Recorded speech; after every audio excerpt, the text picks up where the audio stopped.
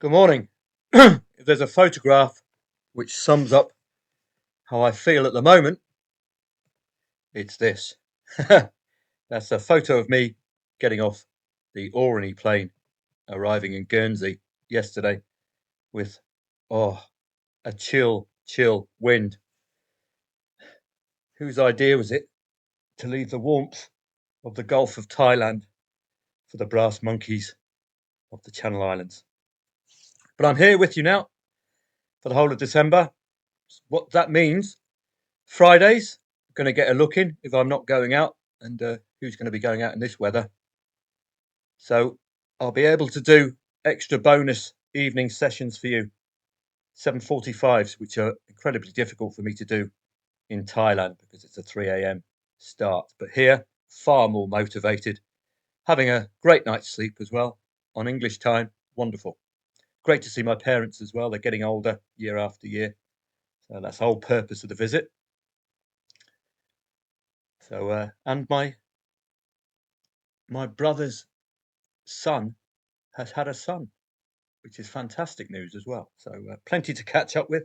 But let's have a look at yesterday's football, which should have been a heavy in-play stats bias. You saw me just arrive yesterday, just posted a couple of things on Telegram. The only one which didn't come in was Lazio against Ludogorets, which I think would have caught a huge amount of people out. But of course, you benefit greatly if you delay, of course. You know, my 109, 106. Anderlecht and Porto, 2-2. We should have the odds here, but they're not. 1.8 away favourite. Looked like they were delivering. So there's a possibility here you could lay the draw. But a 2-1, you thought Porto did the job, but no, a late equaliser. But I don't see any trading angle apart from the possibility of laying the draw. Do note the proximity to the beginning of the second half.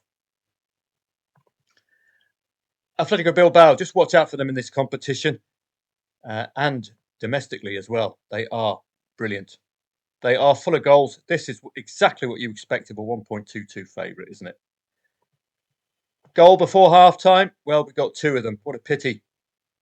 They didn't wait post 20th minute. But this is expectation when you're meeting a 1.2 favourite. They ticked all the boxes. Win to nil, 3 goals or more, goals before half time. That is your trading angle. Ordinarily, when a 1.22 shows up, as Atletico Bilbao did. Besiktas and Maccabi Tel Aviv. This, you'd have to say, Bez were a tad unlucky with a disallowed goal here and a Ciro Immobile missed penalty. You know my bugbear with these people, professional football, of missing a penalty, particularly if you've got involved at the 1-2 for the outsider. Now, there's an argument with Maccabi Tel Aviv that they can be defensively sound, but that's mostly domestically. So I'm not sure you'd have made a profitable trade here with the opening goal for Maccabi Tel Aviv, quickly responded to with Bez. But as I say, a sour note with the disallowed goal and that damn missed penalty, the bugbear of any football trader. Lazio, this was a disappointment because this lot have been firing goals left, right, and centre. You can see here 3 goals here, 1 against Monza. So that might have been a little alarm bell, but really, it's just a bit sloppy from Lazio. Or Ludogorets defensively sound, but they too tend to be a little leakier. So disappointing there, but what's the best way to cut your losses? Is to delay, isn't it? I'll give you 2 options whenever we lay the draw late on, 1.25 and lower, or if you really want to limit your risk, 1.09 and 1.06 lay the draw at those odds. Cost you £2 in each and you could win 50. That puts time pressure for a side like Lazio looking to beat Ludogorets, which they should with their hands tied behind their back, laying very, very late because they could capture that late winner. But they didn't do so yesterday. Steaua Bucharest and Olympiacos, all dependent on the timing of this red card. About the 67th minute, I'm not sure how I would have played this one. You're 20 minutes left for Ollie to get a goal. In-play stats, I think, would have determined any angle. Man United, Bodo Glimt, I think, papering over the cracks for the new manager. It's not a good start. It should be battering Bodo Glimt, let's be perfectly honest. Come on. This was poor. 1-1 against Ipswich. The usual problems, Manchester United. It just looks like 11 different players. It's not a team, is it? It's 11 individuals. There's no flow. You can see what the new manager's trying to do. You saw that in the Ipswich match. He's trying to move the ball to the touchline as quickly as possible. Spread it wide and move forward. An obvious thing with Ipswich. Watch out for their next match at the weekend.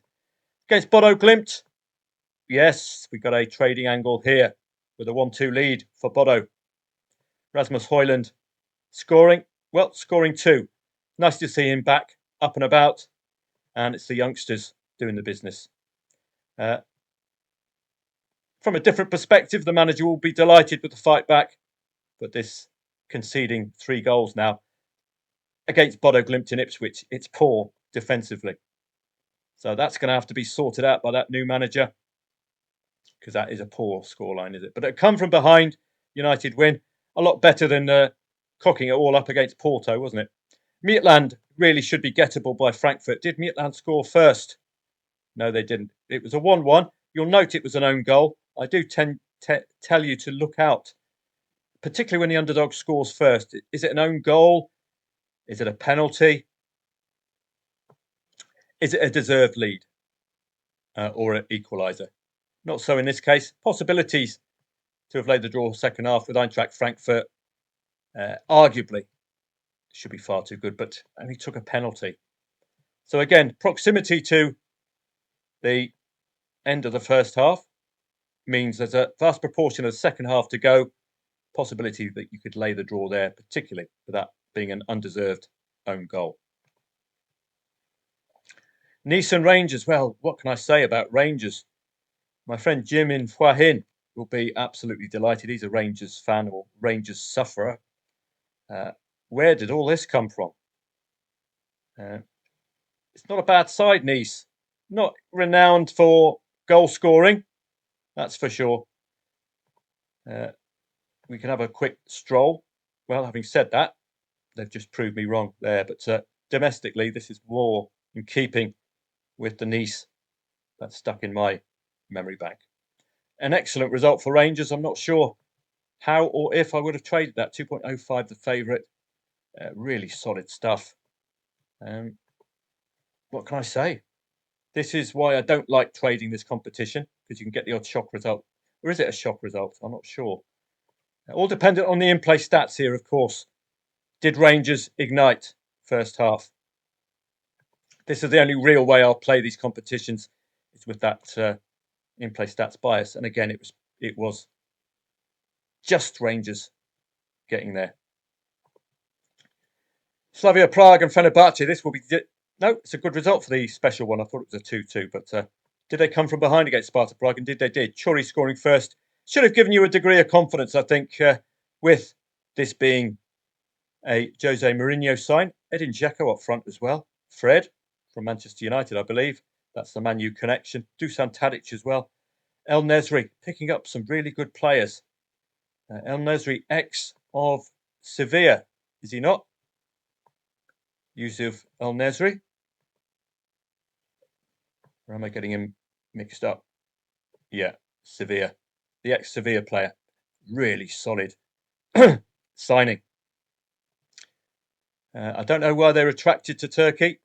Maybe it's the big wages. But obviously the Turkish sides are looking. Besiktas earlier on. Fenerbahce, Galatasaray. Looking to make a real good fist of it. Bringing in the likes of Mourinho, etc. And some really star-studded players. They've even got the likes of Victor Osimhen from Napoli, who every side under the sun was trying to sign. Guimaraes, side well worth following. If Astana scored first, I would have been very confident of a equaliser at least from Guimaraes. It took a while, 89th minute, but that's the value of insurance. You'd have insured against the possibility of a 1-0 there. But Victoria Guimaraes, well worth following. Borek Banyuluka, one of the shouts I made as I arrived into Guernsey yesterday, just based on the in-play stats. This is what you want to see after a red card. You want to see a huge reaction from the 11 men, which you did. Look at this one-way traffic. So I was just looking for the draw there, 0-1 to 1-1, but we pushed on, got the winner. I think that's correct. Indeed, yeah, pushed on, got the winner. So you're only really looking at the draw here, just laying last glints. Of course, the cherry on top is that second goal. Settle and Jagiellonia Baileystock, arguable that you could have laid the very, very late draw here. I do like to target these 3-3s, particularly again, if you can lay at 1.09 at 1.06. Keep your liability low. You might capture that 7th goal. Heidenheim and Chelsea. Chelsea red. Did it come early? Did it come late? It came late. This, well, you'd have to say it's a bit of a disappointment for Chelsea, but they are a side who put out a different first 11 in this competition than in the Premier League. What a card to play. Heidenheim really shouldn't be landing a blow against Chelsea. That's for sure. Solid. Could have laid the draw second half. That would have been a very confident play yesterday. Molde and Hapoel Tel Aviv. If you've not Hapoel Tel Aviv, Hapoel Nicosia. It's Hapoel Tel Aviv. Molde, well, this is all about insurance, isn't it? That's why we do insurance. Noah, Park the Ark. Got a 0-0. Fantastic stuff. St. Gallen, another one which I pointed out to you just as I arrived. Hopefully you'd have spotted this yourself, particularly if you had an in-play stats feed. Just looking at that 2-2. Emphatic from St. Gallen. Stats-wise, second half. Should be clearly visible here. 15 goal attempts. We're talking about second half here. 15 goal attempts. We're not talking about the whole match. That's why I was looking at taking on that TSC 1-2 lead. Fiorentina and Paphos. Disappointing. Fiorentina should have been more comfortable. Maybe it was a late consolation.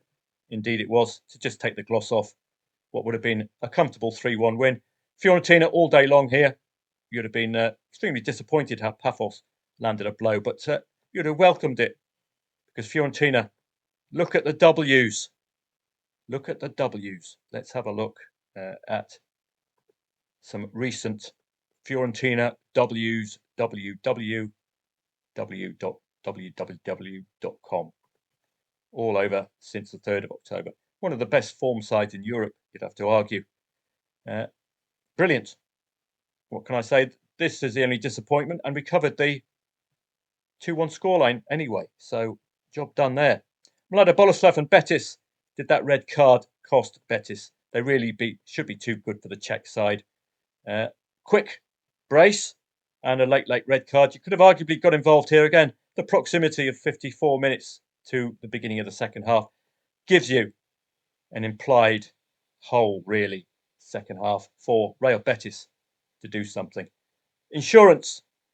You've heard that more than once just in this stroll through yesterday.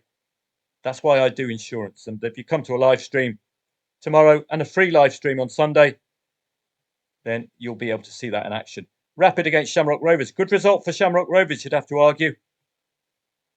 Especially that equaliser and not conceding a second against a 1.18 shot. So, superb result. Did Rapid behave like a 1.18 shot second half? That's your answer. Superb defensive display from Shamrock Rovers. Only the one shot on target second half, 5 off. Let's have a look on to today. And as I say, I'm highly unlikely to be going out this evening in this, I was going to swear there, rather cold weather. So I'll be welcoming to stay at home, watch a bit of local footy, Brighton, Southampton, etc. Brighton and Saints, it looks about right, doesn't it? 1.38. We'll be hoping that the Saints land a blow, but this Brighton, far too accomplished, particularly at home and against better opponents than the newly promoted Saints. We're probably going to put this on pause, points collection on pause for another time. Reims and Lens. Well, let me give you a little Christmas present of a look at soccerstats.com. This is my preferred route for researching at this stage of the season. It's brilliant. So we're looking at Reims against Lens. This has got you the likes of 4.75 Accrington Stanley, which I called the other day, based purely on the research. The market makers can be very, very lazy, and that's where you can dig out some real value. Let's have a look. Reims and Lens. So Reims, 2 of their 4 defeats this season have come away. Arguably, 2 have come at home. So slight negatives from a home perspective. We need to see the kind of sides they've beaten. Only the 1 clean sheet for Reims. That's their problem. And that came against Le Havre, who are newly promoted a couple of seasons back. They've only failed to score twice, Reims. So they could get themselves out of jail if they are in a spot of bother. And yet again, insurance would have paid out on this one. Well, not really. You wouldn't have had a play so late on 84th minute. Looking at Lens, you can suggest that they're going through a bit of a rough patch at the moment. 3 losses in 4. Now that infers the possibility that they're being negatively influenced by an involvement in Europe. Let's just see if that's the case for Lens. This was a reason for a quick cluster of defeats. Lens don't look to be involved in Europe, do they? So maybe they're just meeting Champions League Lille, Champions League PSG, Champions League Marseille. That's probably why Lens are losing. They're playing some of the big guns, all in a quick cluster. Working our way down, stats and sequences, just give you an idea of the both teams to score, which is a possible angle for the home side. When you see numbers in this column here, then they're scored and conceded in the last 5 matches at home. That could be an angle, particularly if the underdog scores first, which could be, well, I don't know who's the underdog in this case. Challenge table might give us an idea of where these 2 are relative to each other, and it's 8th against 9th. And you'll note, this is why we use the challenge table. Quite clearly, these 2 really making hay against bottom sides, but then can't buy a win against the top 11. Guess who they're both playing today? Top 11. So I'm stopping the research there. These 2 struggle against fellow top 11 sides. So not interested. I can't find that solid angle. 2.35 the favourite puts you off immediately. St. Pauli and Holstein Kiel. I think this is going to be very tightly contested. I think they're both newly promoted sides. So Holstein Kiel could arguably be targeting 3 points here. Cagliari against Verona. Let's do another quick soccer stats. And I might start doing a video, soccer stats only video, just of some select matches, because I don't have personally the time to manually do every single match, because it takes a hell of a lot of time. But the benefits are huge. That's the negative. Let's have a look at Cagliari and Hellas Verona. And automatically you can see these 2 win very infrequently. So from a trader's perspective, can you trust these 2? Look at the fight for Cagliari against Milan and Genoa. That might signal something, but also look at the conceding of 2 goals by Cagliari. 1, 2, 3, 4, 5, 6, 7, 8, 9 of the last 10 matches. Hugely troubling. I think this is a shock season for Verona. They're normally better than this. They've conceded in the last 10. The home side have conceded in the last 12. This is not a happy picture, is it? And again, we've got the same kind of problems that we've had in that previous match. Playing 14th today, they're starting to win in spurts against 11th to 14th. Hellas Verona, there's a big gap here, but against 16th and lower, it's still, they could lose, they could win. So again, bang, I'm stopping there. What you're learning from this, some matches are more readable than others. As a trader, you're looking for readability. Okay, you're looking for this. You're looking for the confidence as well. Mallorca, Valencia. Mallorca putting in a good fist of it recently, and they'll be looking for the home win here today. So I've done the research for you. I might see you later on. And don't forget Netherlands. We really should see the Eerste Divisie today. That's your over 2.5 goal league. Both teams to score league. Look at the odds on favourites at home as well. That should give you a degree of confidence. Of course, not you don't expect every single one of these to be over 2.5 goals, but you're in an over 2.5 goal league. Check the recent head-to-heads, and then off you go. The best way, really, to check, let's show you, would be to use a challenge table. It'll give you a good indicator of the expected. Let's just choose a random match. Go straight to the challenge table. If this will work. There we go. So automatically you can see the green, green, green grass of home. Should have you thinking over 2.5 goals for this lot. Consistent goal scorers, aren't they? They failed to score only once. Volendam all season. Consistent goal scorers as well. Roda scoring 3 in the last 2 matches, which fits in very nicely for overs. But the challenge table will give you an idea. It's a top 8 clash. You've already seen over 2.5 goals, over 2.5 goals, overs against the top 5. Both teams to score 3 out of 4 matches. Volendam against the top 10. Overs. Arguably, you could have traded that, not overs. Both teams to score 2+ goals regularly, conceding 2 and scoring 2 against the top 11. So that gives you a green light for over 2.5 goals, doesn't it? Quite clearly, I think, favouring Volendam as well. But neutral might be the way. This lot have beaten 2 top 3 teams, scoring 3 goals. So that's how I would work my way through the Eerste Divisie to shortlist over 2.5 goals in an over 2.5 goal league. Professional development, anybody? No, it's just a professional Saudi Arabian league. We're not getting involved with that. So great to be on Western time. You can keep your weather.